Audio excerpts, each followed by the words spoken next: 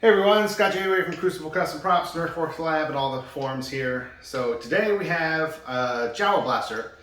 It's been a while since I've done one of these, but this one it actually been looking for demilled SMLEs, and they are nowhere to be found, not in the U.S. anyway.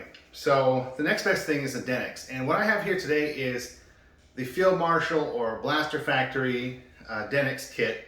So it's a Denix. He's modified.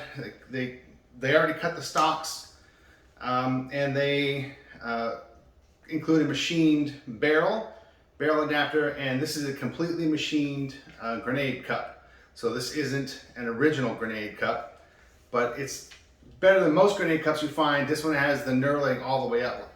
It's very accurate, just like a real grenade cup would be.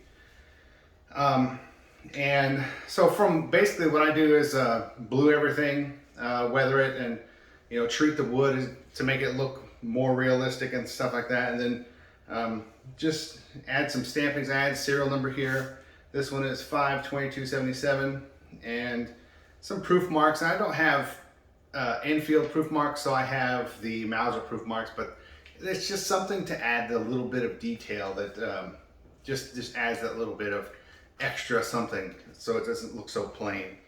But the Denix is pretty cool. It's got a removable magazine. The bolt works, the trigger works. So pretty neat, and it's heavy. It's about as heavy as the full SMLE cut down and with steel parts would be. So it's a really good representation. It's a pretty hefty little thing. Now the owner said he's gonna get a powder flask and the tube, so I have the hole drilled here, half-inch hole drilled there for the half-inch tube. Other than that, it's fairly simple in design, but very cool at the same time.